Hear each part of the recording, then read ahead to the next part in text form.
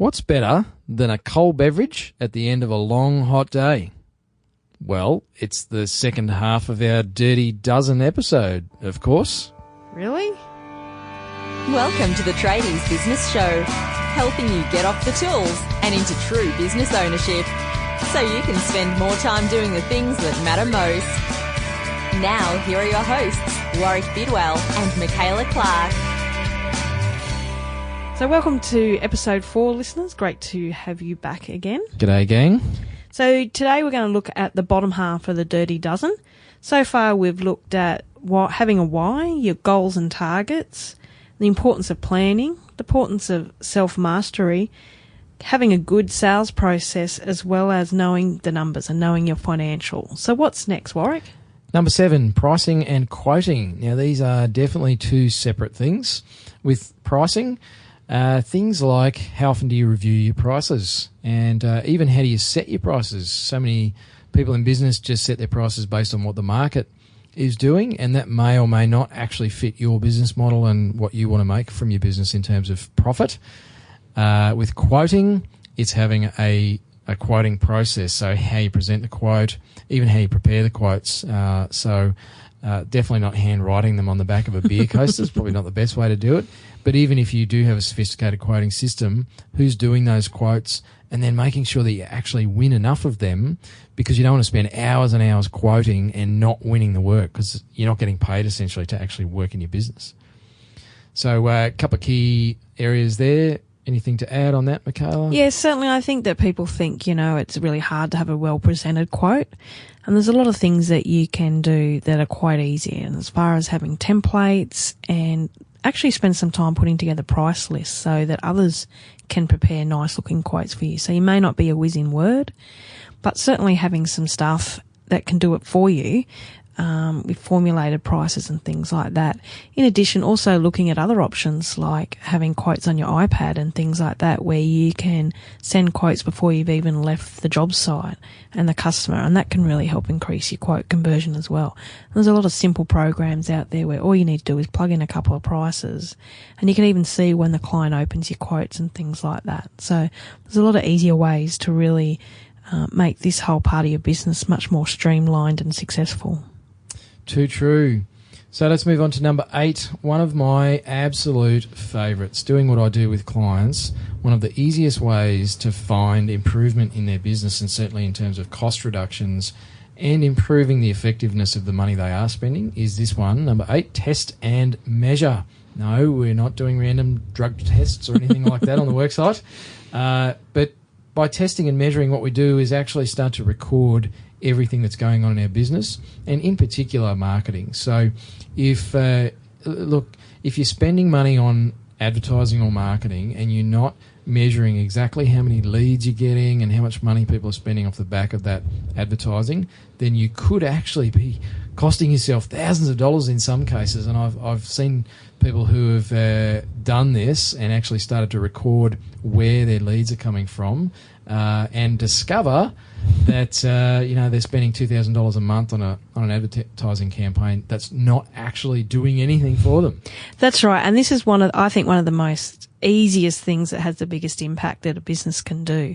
I get asked all the time, should I still do Yellow Pages or should I do something else? And I think, well, how many leads do you get from Yellow Pages? Exactly. I'm not sure. Well, you need to know. And it's really one of the most easiest things to implement into a business. It's having the question asked on a contact form on your website. It's having it as part of your script when you answer the phone. It's making sure every salesperson in your business asks the questions. It's really, really easy.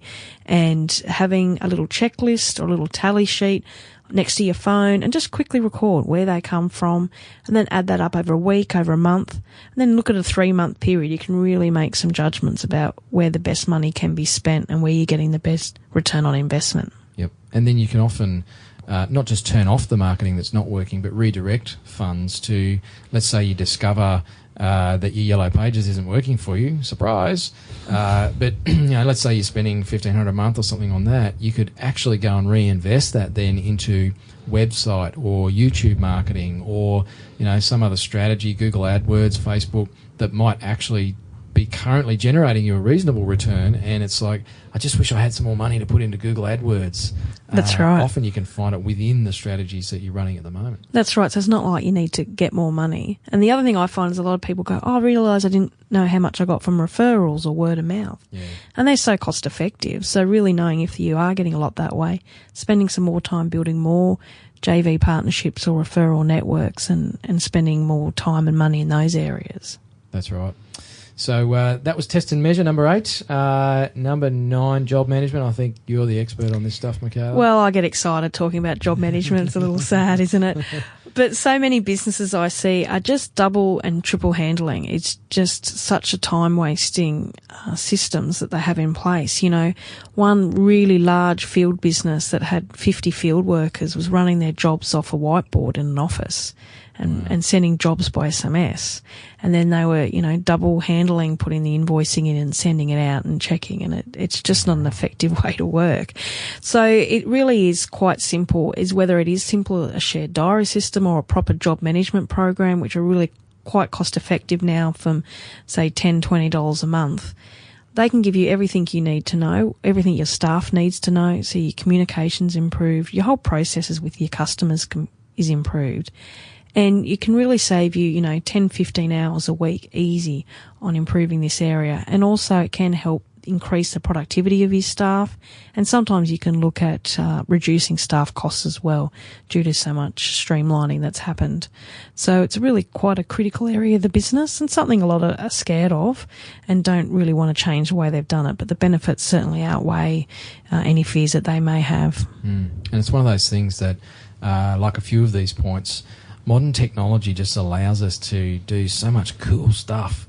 I'm giving away my age here, but I remember before internet and before mobile phones. Don't say anything, Michaela. So Google's never been around always? What are you talking about? Try to tell if you're listening and you're under 20, no, we haven't always had Google and the internet. There were things called encyclopedias in books. And used to have to stay home to get a phone call. That's right.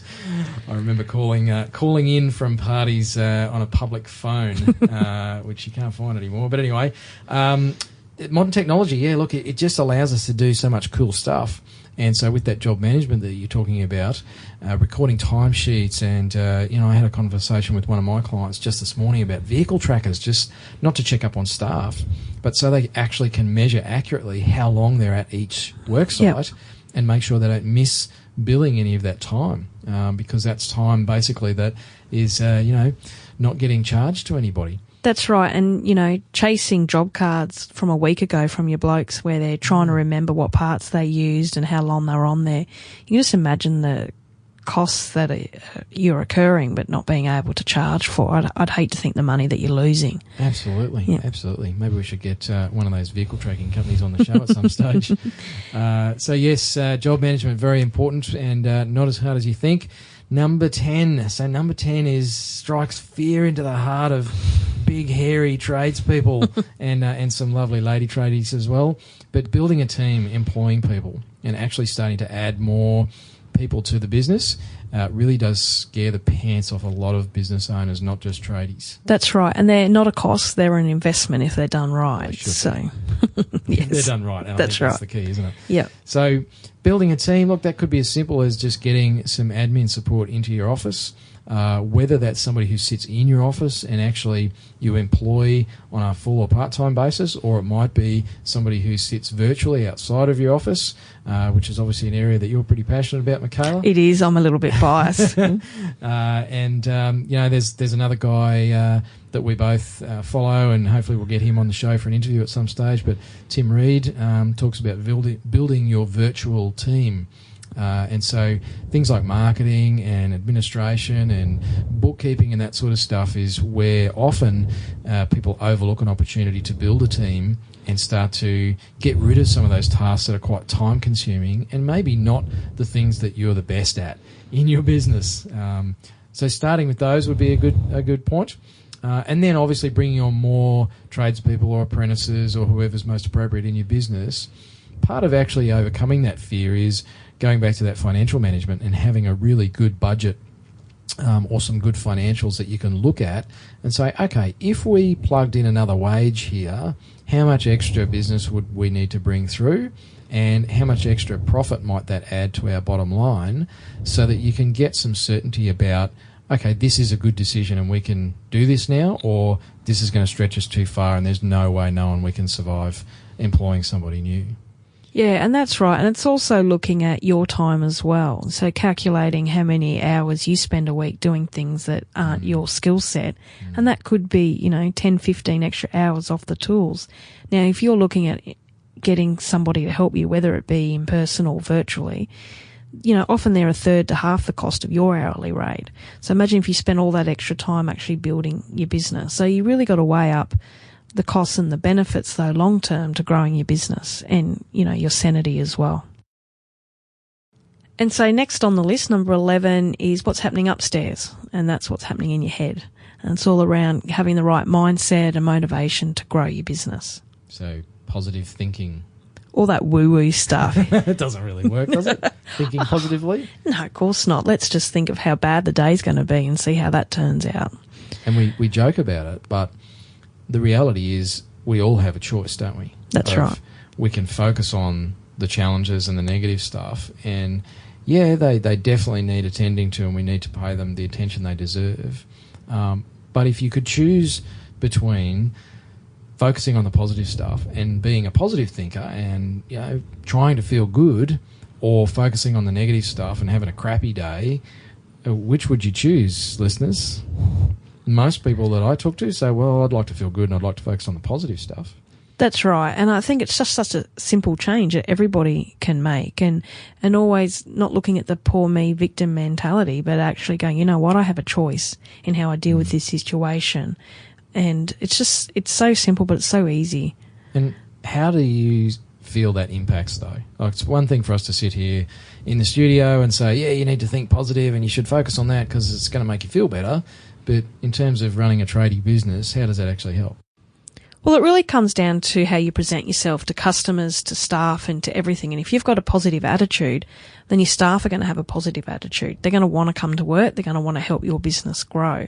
And also customers will want to deal with people that are positive. And it's all about, you'll go for bigger jobs that perhaps you didn't want to win, or you'll just be overall more confident in how you run your business. And it is, like I said, a simple thing, but can make such a big difference. And I guess the key too is, as you said, other people will want to hang around you more if you're a positive person. Nobody likes hanging around a whinger or a victim for very long anyway. That's right. And so by being one of those positive people, we'll tend to attract better staff. If we look at the previous point where we want to build a team, better customers because they think, wow, this guy's really positive, he's going places, or this girl's really doing some cool stuff in her business. And so even that alone is a good reason to be one of those positive thinking peoples. That's right. It's all about that law of attraction. You attract what you put out. So if you're putting out great stuff, you're going to get that back. That's right.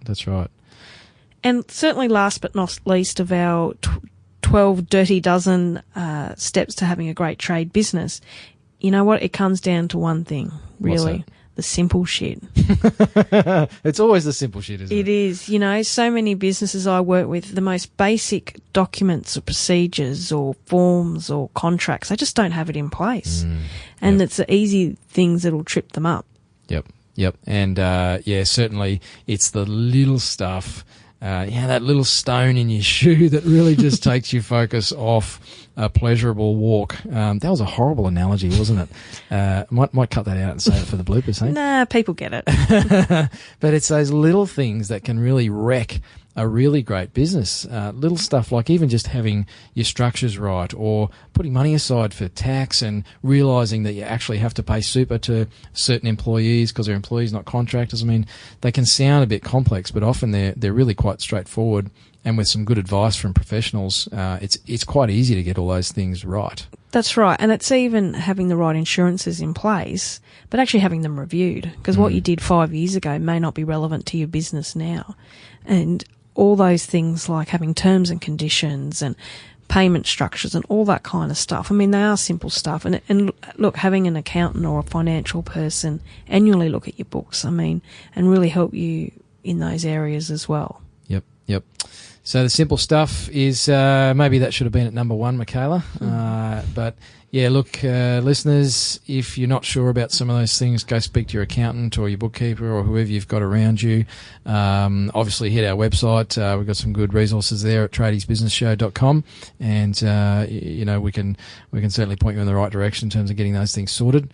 That's right. And we've also got the checklist there and a little bit of a sheet to help you. So make sure you go to tradiesbusinessshow-4 to download our check sheet and action sheet, and that'll at least get you started and look at the areas that you need to focus on first. And like I said, just look at perhaps 1 or 2 at a time. Don't think you have to look at all 12 and get overwhelmed, but maybe just pick one of our dirty dozen for the next month and focus on that and see where you get with that. So that brings us to the end of episode 4 and our Dirty Dozen.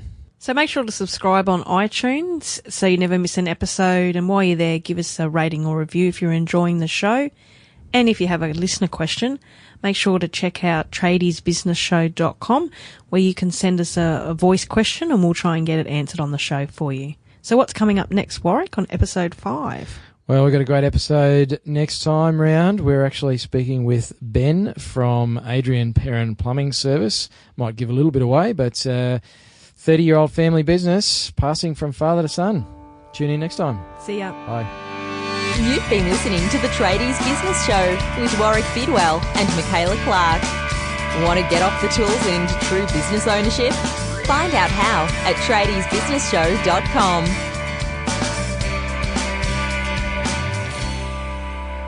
What are we talking about, and why are these... That's shit house.